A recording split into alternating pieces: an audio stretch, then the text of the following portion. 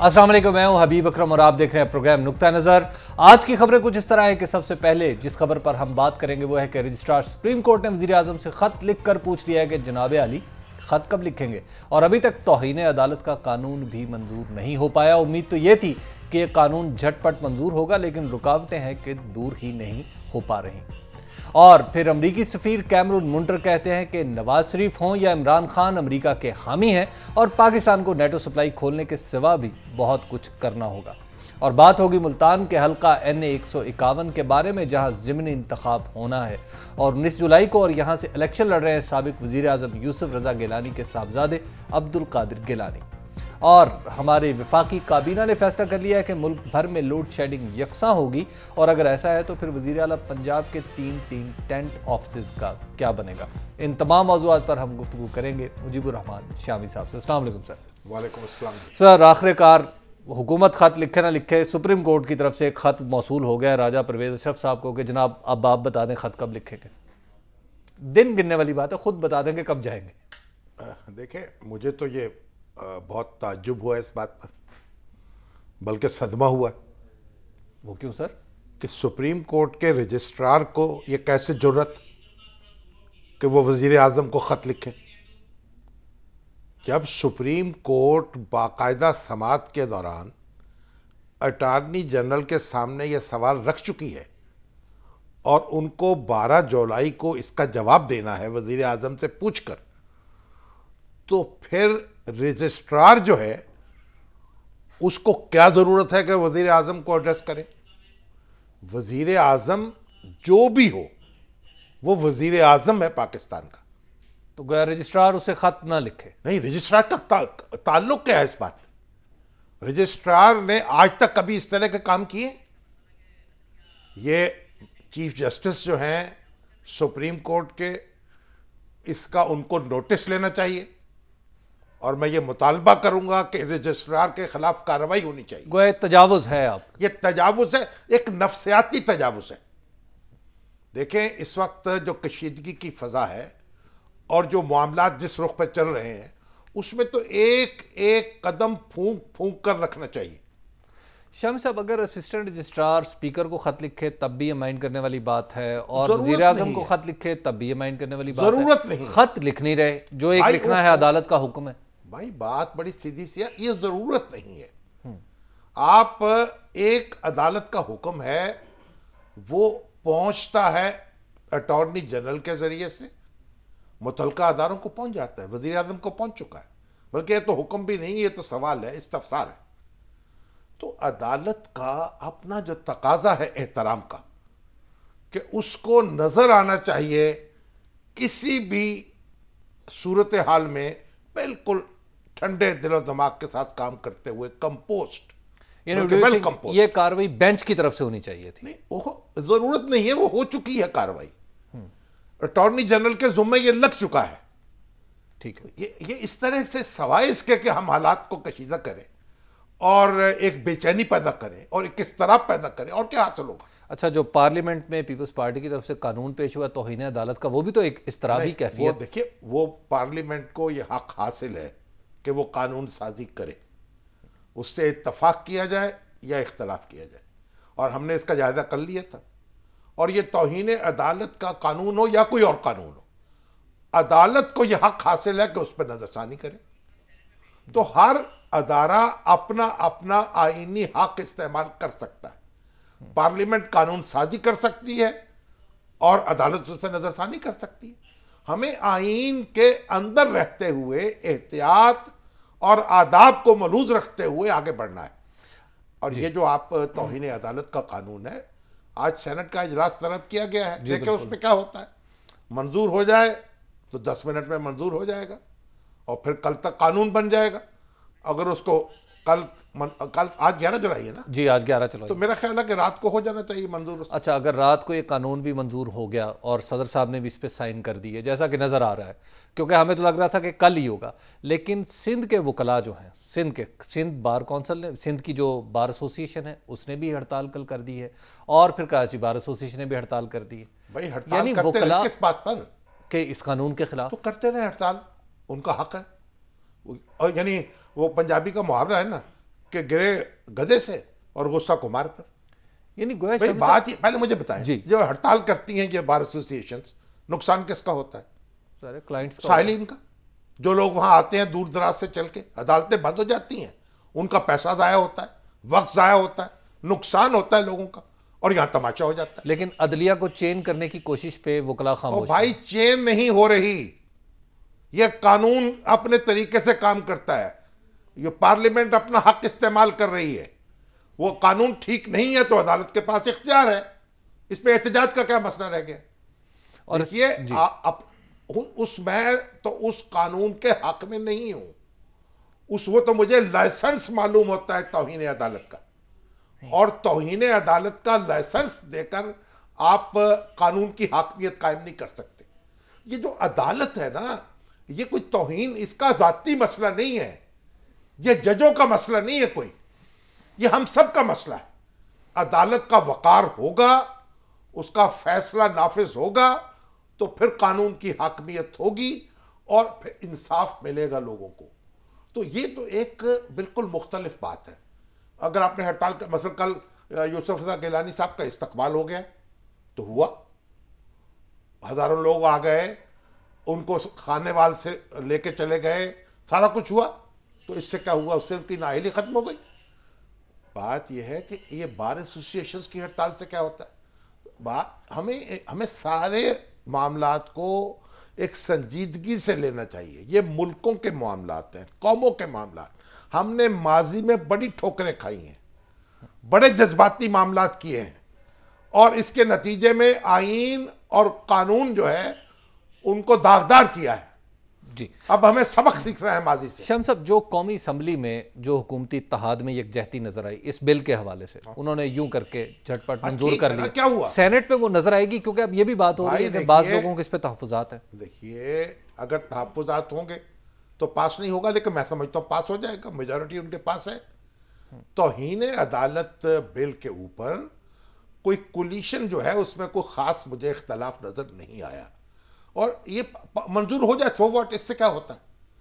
देखिए, ये भी कानून हमें दस्तूर ही बताता है ना जी, कि जो ऐसी कानून साजी होगी जो दस्तूर के खिलाफ होगी वो कलअदम करार पाएगी। अच्छा शम्स साहब, जब ये कलअदम होती है, फर्ज किए जैसे इमरान खान ने भी कल कहा था, इसलिए मैं उन्हीं से क्यों लेके ये बात कर रहा हूँ कि ये कलअदम होगी, इमरान खान से ज्यादा क्यों ना लिया करो। कलअदम जब होगी तो फिर पीपल्स पार्टी की तरफ से ये इल्जाम आएगा कि देखें जी, इन्होंने पार्लियामेंट को बनाया हुआ कानून जो है वो खत्म कर दिया है। ओहो, पीपल्स पार्टी जो मर्जी कहती रहे, ये बात उसके कहने से नहीं होती। पूरी दुनिया में अदालतें ये काम कर रही हैं। हाँ, अदालत को हर काम ठंडे तरीके से करना चाहिए, अदालत के तरीके से। पार्लियामेंट जो मर्जी करे, ठीक है, वो 5 मिनट में पास कर दे, 10 मिनट में पास कर दे, अपने कवायद जो है मुअत्तल करते हैं अक्सर। वो कवायद मुअत्तल कर दिए, स्पीकर को यह हक हासिल होता वो कर दे। अदालत को अपने कवायद मुअत्तल नहीं करने चाहिए, उसको तो पूरे तरीके से फरीकैन को सुनने का मौका देकर फिर फैसला करना चाहिए। शम्स साहब, ये कोई कुश्ती नहीं हो ब्रेक रही। का वक्त हो गया, एक छोटा सा सवाल है, जहन पे आया, जहन में नहीं है, नोके जबान पे। हाँ, खत लिखा जाएगा या नहीं? अच्छा, वो तो जाहिर है कि आसानी लिखा तो नहीं जाएगा। अगर खत लिखना होता तो भाई सारा कुछ क्यों होता। एक ब्रेक का वक्त है, ब्रेक के बाद हम गुफ्तगू यहीं से आगे बढ़ाएंगे। आप देखते रहिए नुक्ता नज़र।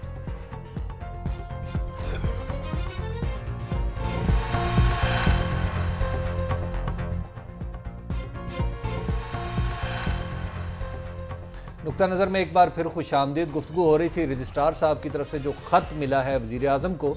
शामी साहब, अब रजिस्ट्रार साहब को किसी ने हुक्म दिया हो, चीफ जस्टिस ने से हुक्म दिया हो कि जनाब आप ये ख़त लिखें और इम्प्लीमेंटेशन की रिपोर्ट मुझे पेश करें, तो आपने रजिस्ट्रार साहब को, डॉक्टर फ़कीर साहब तो मेरा ख्याल आपसे खासे नाराज़ हो चुके होंगे।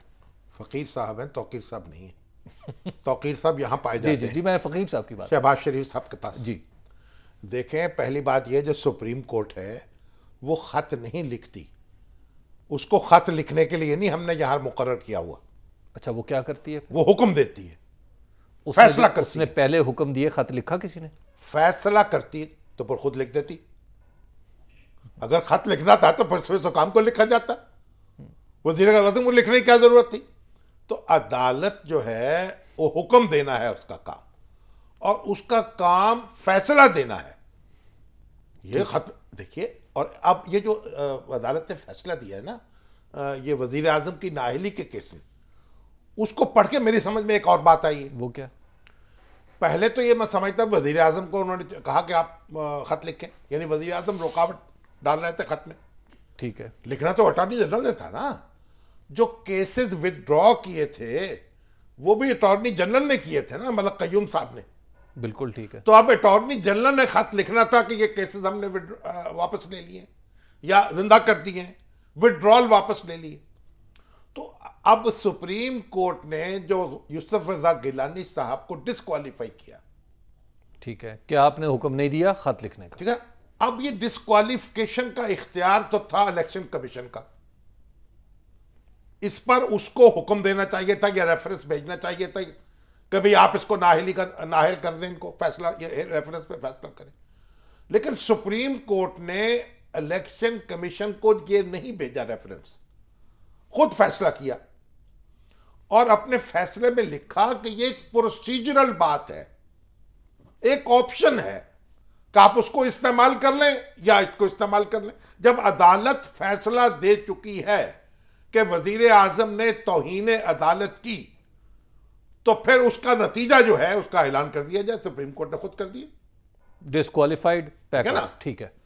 अब अगर इसी बात को मैं आगे बढ़ाऊं तो ये जो स्विस केस है इसमें वजीर आजम आता ही नहीं है। अटॉर्नी जनरल है, उसने खत लिखा था, अदालत अटॉर्नी जनरल को हुक्म दे कि आप खत लिखें और वापस लें उस खत को जो पहला लिखा हुआ है। और अगर अटॉर्नी जनरल फैसला ना माने, हुक्म ना माने, उस पर कार्रवाई करे तौहीन अदालत की, यानी वजीर आजम से हट जाए। हट। मेरी गुजारिश है, जो फैसला है नाअहली केस का जी, और जो स्पीकर की रूलिंग जो है उसको कलअदम करार देने का, उससे मैंने ये अखज़ किया है बात। अच्छा, तो अब देखे ना कि इसमें अटॉर्नी जनरल बराह रास्त जिम्मेदार है। उसको क्या जरूरत है, जब अदालत ने हुक्म दे दिया, वो कुछ आ रहा है वजीर आजम के पास पूछने के लिए कि मैं खत लिख दूं कि ना लिख दूं, या वजारत कानून के पास क्यों जा रहा है? यानी उसको सिंपल लिख देना चाहिए। नहीं लिखना चाहिए, बिल्कुल। उसको क्या जरूरत है जाने की आगे? भाई सेक्रेटरी लॉ है, उससे पूछने की क्या जरूरत है? और सेक्रेटरी लॉ को फिर आगे वजीर आजम से पूछने की क्या जरूरत है? भाई अदालत ने जो हुक्म दे दिया उसके बाद किसी से तौसीक कराने की क्या जरूरत है? वैसे ही एक है तो मफरूजा सही कि अगर अटॉर्नी जनरल को हुक्म दिया जाए तो फिर यूसुफ रजा गिलानी को किस बात की सजा हुई? नहीं, वो तो बात हो गई ना। मैं तो उसकी नई इंटरप्रिटेशन की मैं बात कर रहा हूं। ठीक है, उसको रेफरेंस क्यों आगे को इजाजत ले? वो किस बात की इजाजत ले रहा है वो? और वजारत कानून को लिखा तो वजारत कानून किस बात की इजाजत ले रही है? और सेक्रेटरी कानून किस बात की इजाजत ले रहा है? यानी तो आपके ख्याल में ये मामला सिर्फ अदालत और अटॉर्नी जनरल इन दो के दरमियान तय हो जाए? हो जाना चाहिए। लिखो, नहीं लिखो तो आओ। वैसे आप एक बिल्कुल एक बड़ी इंटरेस्टिंग बात कर रहे हैं। अब इस पे गौर करें, जो कानूनदान हजरात जो है उठाएंगे नुक्ता अदालत के सामने। वैसे वो अब्दुल कादिर खानजादा साहब जो है ना, उनके एमक्यूएम के, वो एक अदालत का इस्लाही बिल भी लेके जा रहे हैं कि किसी फैसले में कोई खामी कमी रह गई हो तो इस्लाह कर ली जाए, इस पे एक और अपील कर ली जाए। इस तरह का रेफरेंस देखिए, वो तो रिवीजन होता है। पहली बात तो आप सुन लें कि हाई कोर्ट के फैसले के खिलाफ सिंगल बेंच का फैसला है तो डीबी में अपील हो जाती है, डिवीजन बेंच में 2 जज सुनते हैं। और अगर 2 जजों का फैसला हाई कोर्ट में हो तो सुप्रीम कोर्ट सुन लेती है। तो एक अदालत के फैसले में अगर कोई गलती या कोताही रह जाए तो जो अपील सुनने वाली अदालत है वो उसे दूर कर देती। ये तो हमारा जो कानूनी निज़ाम है वो इसी पर कायम है। अपील का हक ही इसीलिए दिया गया है। तो ये जो पता नहीं खानजादा साहब क्या क्या नुक्ते उठा के, असल में हमारे जो अरकान पार्लियामेंट हैं, अगर इतने नुक्ते उठा दे लोगों की खिदमत करने में तो उनकी इतनी क्रेडिबिलिटी बने कि लोग तो उनको पकड़ के खड़े हो जाएं कि जनाब इनको हमने हिलने नहीं देना, ये तो हमारे मसीहा हैं जी। अब मुसीबत ये होती है कि लोग उनको धक्के दे रहे होते हैं, वो पकड़े इनको तो इस पर वक्त ज़ाया करने की जरूरत नहीं है। शाम साहब, अगली खबर की तरफ चलते हैं। अब हमारे जो अमेरिकन सफीर हैं, हमारे नहीं, अमेरिका के जो पाकिस्तान में सफीर हैं, तो कैमरून मंटर। अमेरिका का नाम सुन के आप कुछ हो जाते हैं, हमारे का लफ्ज़ निकलता है। वो कैमरून मंटर साहब जो हैं वो कहते हैं कि नवाज शरीफ हो या इमरान खान। वैसे वो हमारे बन गए थे क्योंकि वो कहते थे कि भाई मुझे जरा बात करने दो डिप्लोमेटिक तरीके से काम करने दो, और जो पाकिस्तान के साथ मामलात कर रहे हो मुझे बताओ। वहां से वो पेंटागन, कभी CIA, जो मर्जी कर दे। तो उन्होंने कहा फिर मेरा इस्तीफा ले ले। तो वो इस्तीफा उन्होंने इस बात पर दिया है कि उनकी हुकूमत जो थी वो उनकी बात नहीं सुनती थी, उनके जरिए मामला नहीं करती थी। आप पता नहीं उनकी हुकूमत उनकी बात सुनने लगी है कि नहीं। बड़ी अथॉरिटी से वो बड़ी अथॉरिटी से बात कर, उन्होंने कहा है कि भाई अभी तो बहुत सारा और काम भी करना पड़ेगा। हाँ, वो कहते हैं नेटो सप्लाई पे बस नहीं होगी। देखिए, बस तो नहीं होगी तो करना चाहिए। अमेरिका को भी बहुत सा काम करना है, हमें भी करें। ये तो कबड्डी का खेल है, परेशानी की क्या जरूरत है।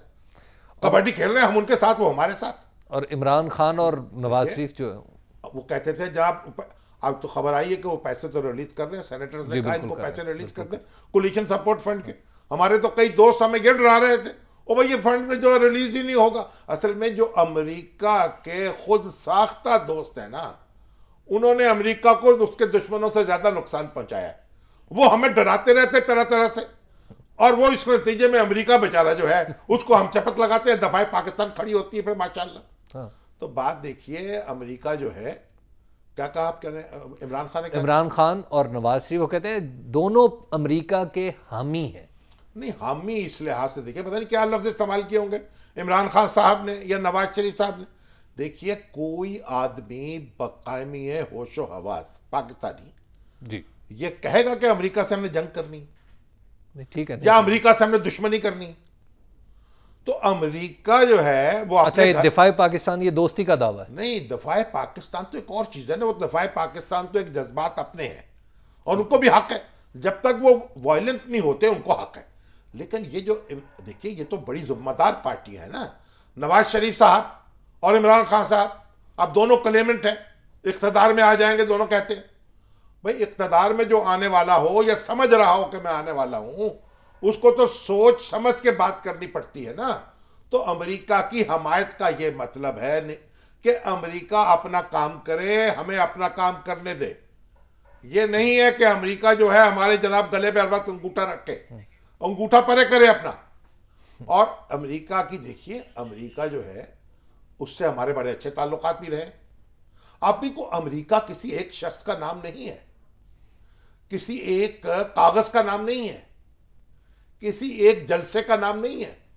देखिए, अमेरिका में तरह तरह के लोग पाए जाते हैं, तरह तरह की लॉबीज हैं। 30-32 करोड़ का मुल्क है पाकिस्तान, माशाल्लाह 18 करोड़ का मुल्क है। यहाँ मौलाना समीउल हक भी हैं, यहाँ असफंदियार वली भी हैं, इमरान खान भी हैं, नवाज शरीफ भी हैं, और जनाब हमीद गुल भी हैं। ये सारे लोग पाकिस्तान में हैं। सबसे भारी सदर सरदारी भी हैं, मगर वो उन्होंने रोक दिया कि मैं सबसे भारी ना। अच्छा, सबसे भारी वो बल्कि दूसरा नारा लगा दिया अब उन्होंने, क्या? अगली बारी फिर सरदारी। वो नारा जो है अब सुन के खौफ आ रहा है। शाम साहब, एक ब्रेक का वक्त हो गया। वैसे इस पे कई लोग तौबा करते होंगे, कर ले। एक ब्रेक का वक्त है, ब्रेक के बाद हम गुफ्तगू यहीं से आगे बढ़ाएंगे। आप देखते हैं नुक्ता नज़र।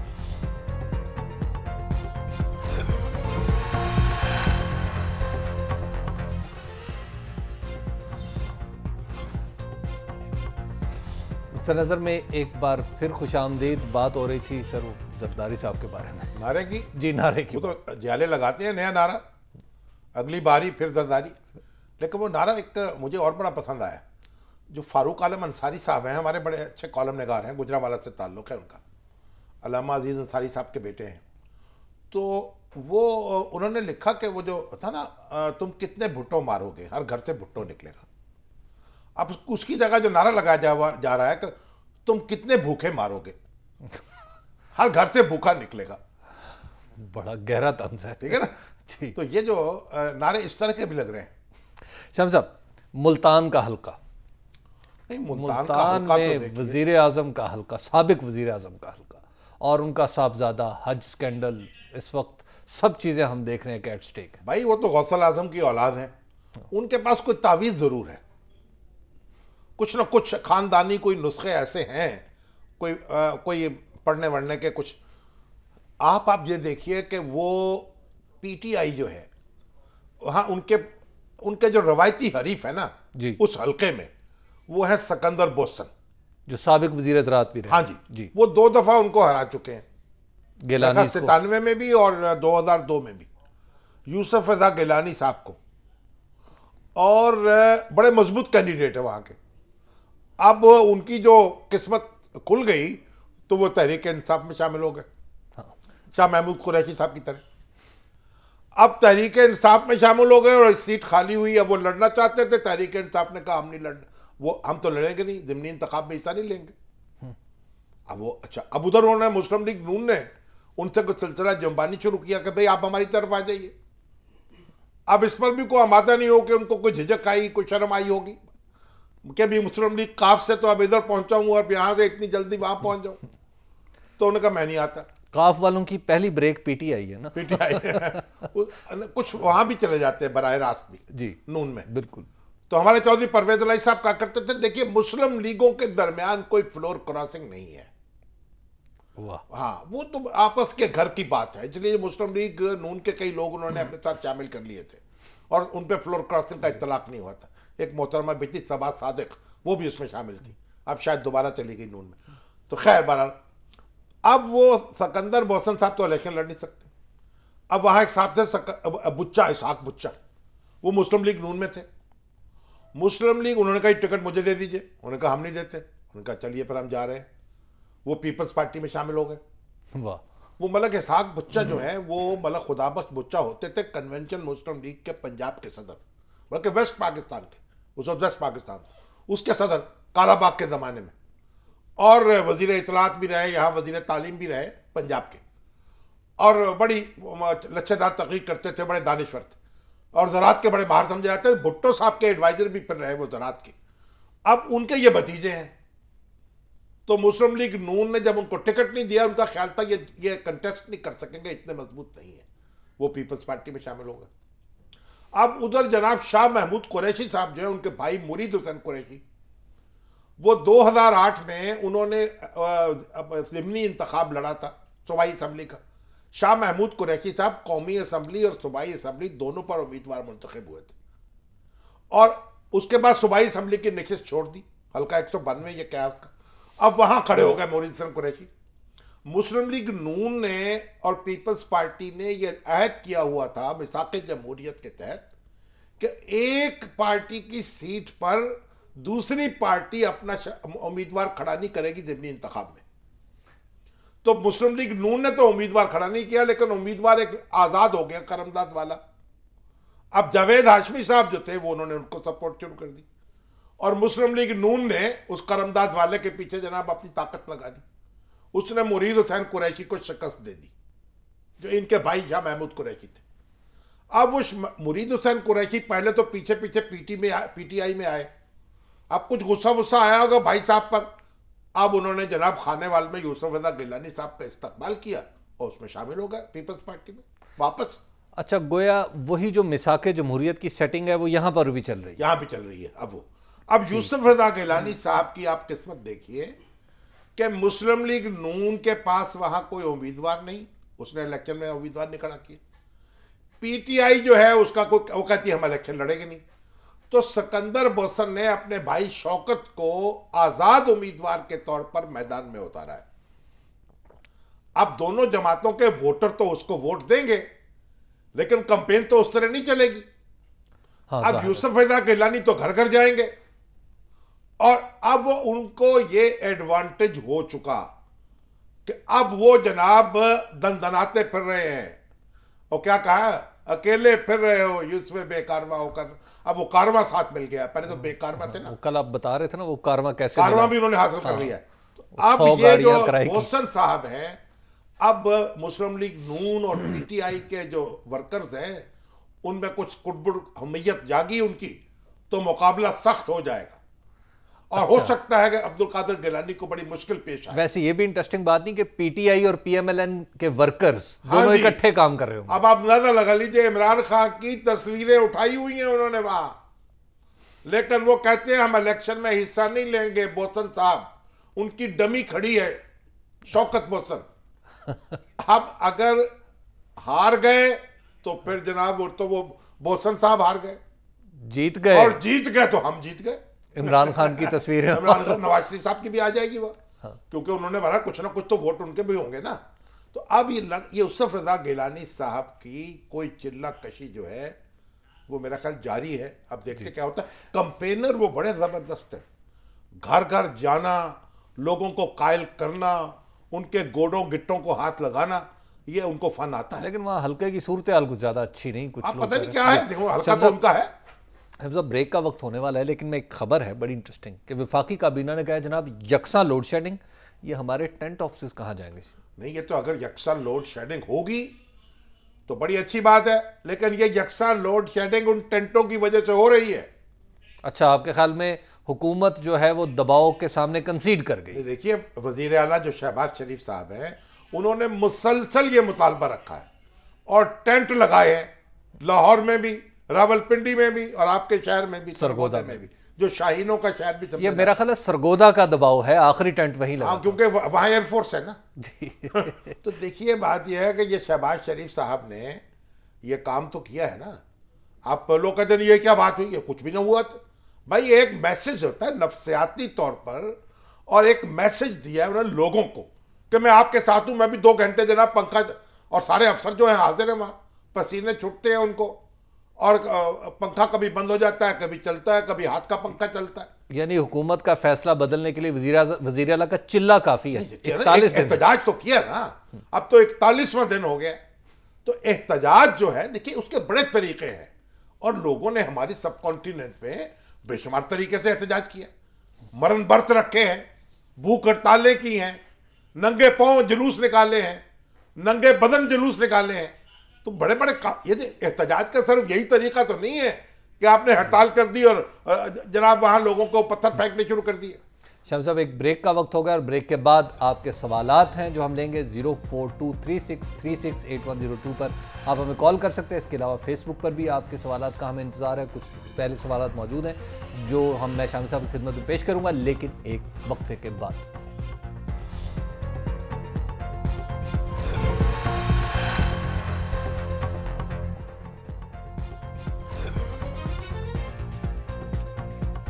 नुक्ता नज़र में एक बार फिर खुशामदीद, और अब वक्त हुआ है आपके सवालात का।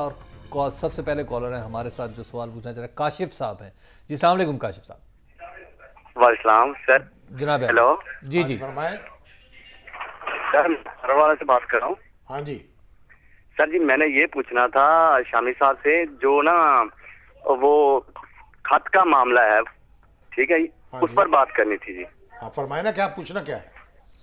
ये पूछना था, ये वो जो खत का मामला है वो खुद ही लिख देते हैं, ये तो मामला तो नहीं है, इतने और भी जो है ना प्रॉब्लम है जो हमारे ठीक है, मुल्क आपका के। नुक्ता नजर आ गया। 12 जुलाई को पेशी है, आप भी एक दरखास्त भेज दें।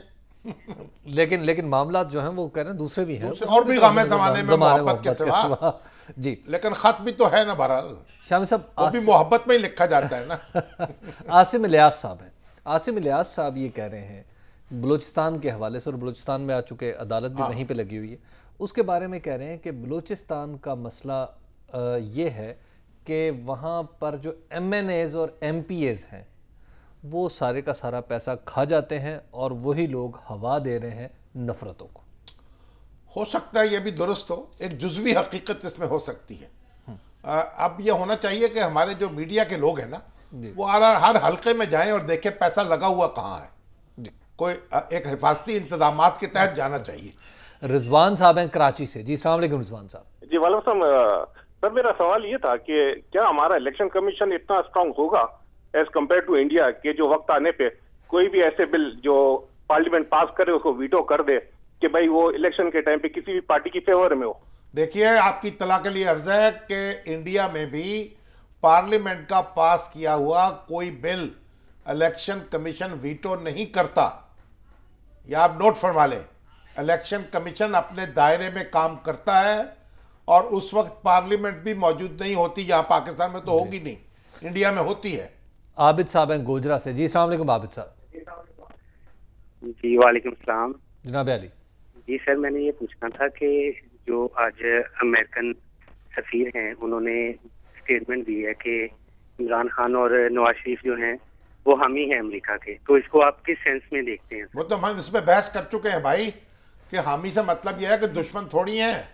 अमेरिका अपनी जगह रहे, दोस्ती करे हमारे साथ बराबर की बुनियाद पर। सैनुअल साहब हैं पिंडी से जी। अस्सलाम वालेकुम। अस्सलाम वालेकुम सर। वालेकुम अस्सलाम जी। सैमुअल याकूब नाम है मेरा जी। हाँ जी। मैं आज एक खुशी अपने एक बहुत बड़े जख्म के साथ खुशी का इजहार कर रहा हूँ जो 18वीं तरमीम में हमें मिला था। कौन सा? 18वीं तरमीम में जो हमें मिला था माइनॉरिटीज को। क्या? कि जी हमें मतलब वजीर आजम बनने की इजाजत नहीं है। जब अच्छा। वजीर आजम बनने की इजाजत नहीं होती, आप देखिए ना स्पीकर बन सकते हैं नहीं। आपकी इत्तला के लिए अर्ज है कि इंग्लिस्तान में कोई दूसरा शख्स मलका नहीं बन सकता, बादशाह नहीं बन सकता एक खानदान के अलावा। तो ये इस तरह की बहसें हैं, इसमें पढ़ने की ज़रूरत नहीं है आपको।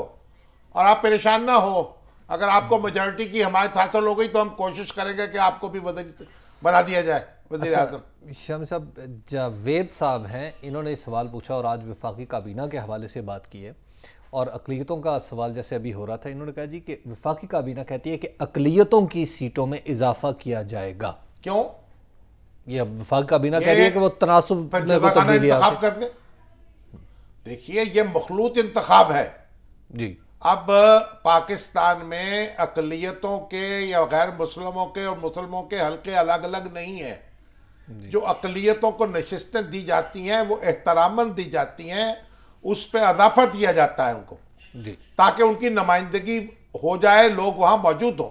वगरना इंडिया में इस तरह की कोई नशिस्तें नहीं है, मखलूत इंतखाब है, बस हर शख्स को वोट का हक हासिल है। तो अब गोया ये नशिस्तें इसकी कोई ज़रूरत नहीं है।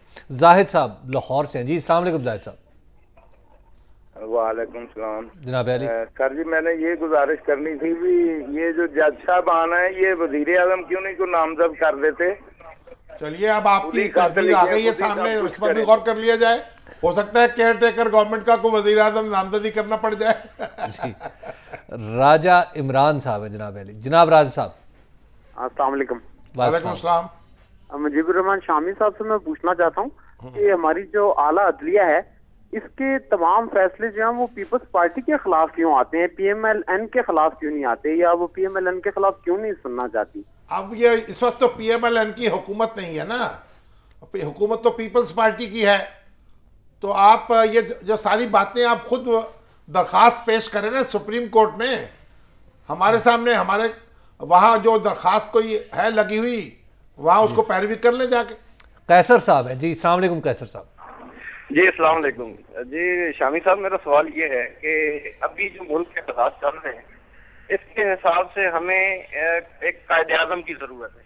कायदे आजम रोज रोज पैदा नहीं होते कि जब चाहे को कायदे आजम बना ले। आप देखें, लीडर जो होते हैं कौमों के, बड़े लीडर जो हैं, वो उन पर गुजारा करना पड़ता है एक एक पर ही। माओ ज़ेतुंग, गांधी जी, कायदे आजम, ये जॉर्ज वाशिंगटन, ये ऐसे नहीं है कि आप रोज बना ले। हजारों साल अब नरगिस को रोना पड़ेगा। अपनी बेनूरी पे रोती है, बड़ी मुश्किल से होता है चमन में दीदावर पैदा। शम साहब, हमारे प्रोग्राम का वक्त ख़त्म हुआ चाहता है और कल हम फिर मिलेंगे और इंशाअल्लाह अज़ीज़, कल तक के लिए हमें इजाज़त दीजिए। खुदा हाफ़िज़।